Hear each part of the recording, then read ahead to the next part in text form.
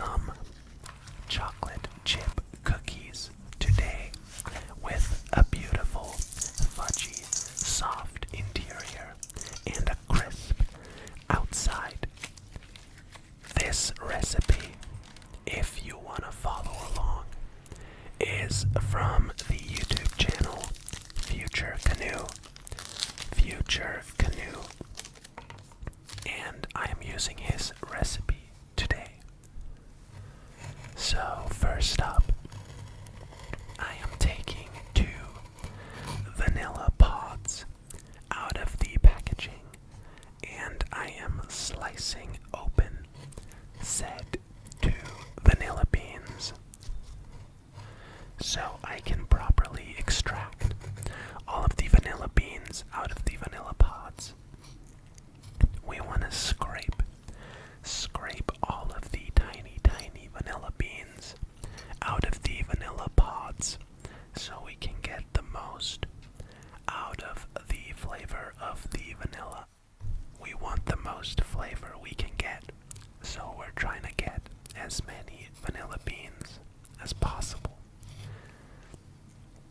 After I removed all of the vanilla beans, I put the empty vanilla pods into some vodka, and apparently, and I've never tried this, but apparently if you just let it sit for like a year, it will have a lot of vanilla flavor, and you can use it kind of like a vanilla extract. Like a vanilla extract made from the vanilla pods and some high percentage alcohol, like vodka.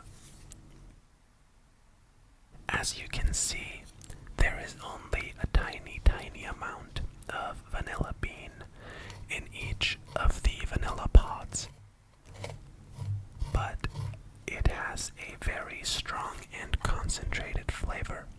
So even though it's just a tiny amount, we will get a lot of vanilla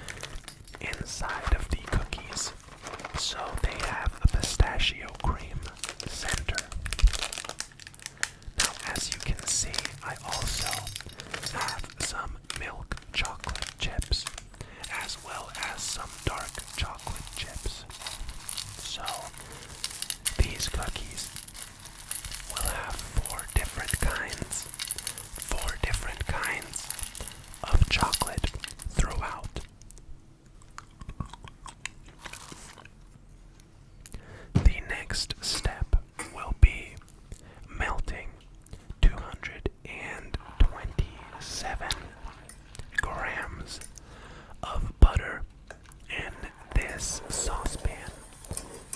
And we're going to let that butter brown. We're going to make a brown butter here to get some of those beautiful, dark, nutty flavors for our cookies. And this step is really the most time consuming of the entire process, because browning butter does take quite a bit of time. I believe this took around 10 to 15 minutes.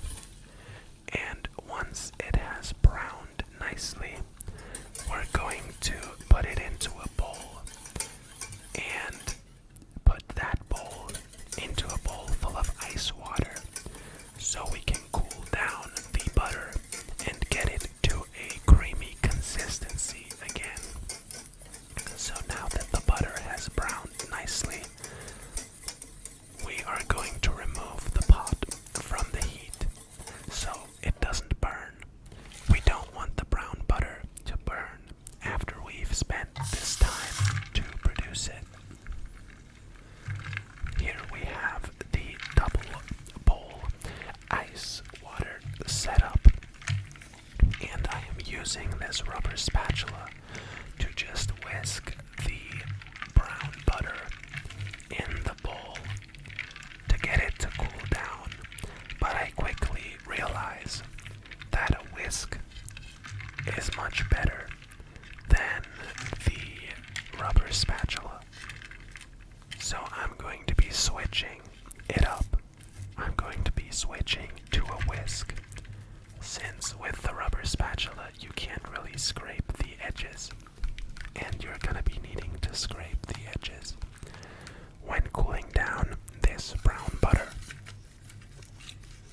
So after having switched to the whisk, the process is now much smoother. It is a much smoother process now that the whisk has been introduced to the process.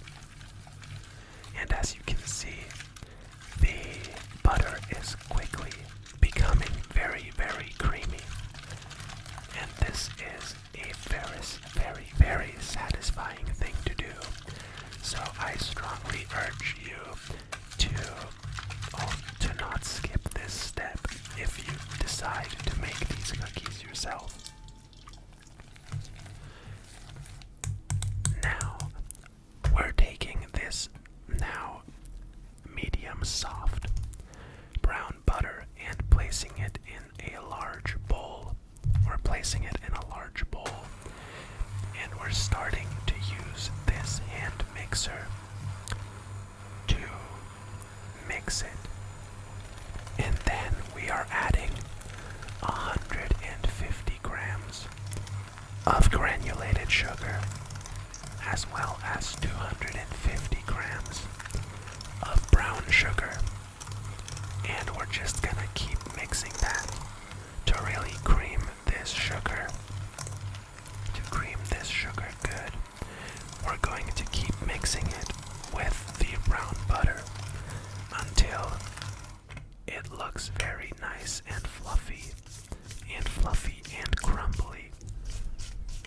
And once that has been reached, we're going to be adding 2 eggs, one at a time.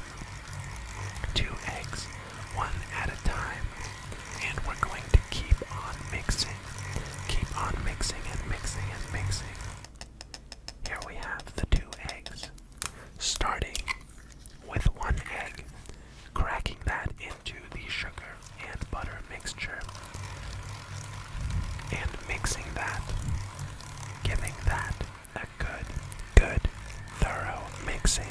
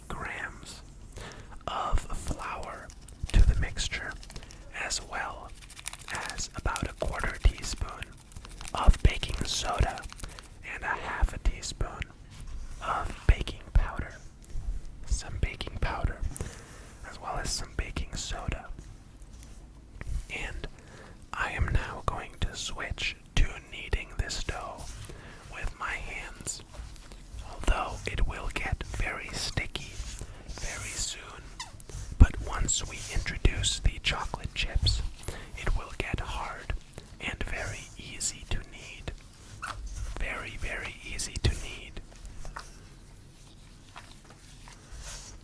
As you can see, the dough is now sticking to my glove.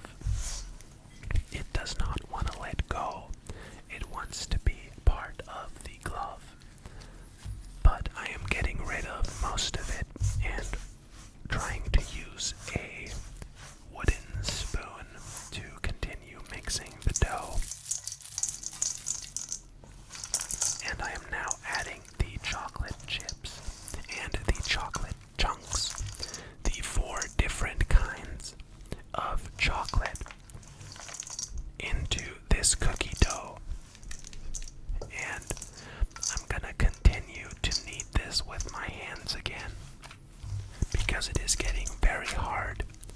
It is getting very, very hard to knead with the wooden spoon because the dough is so thick.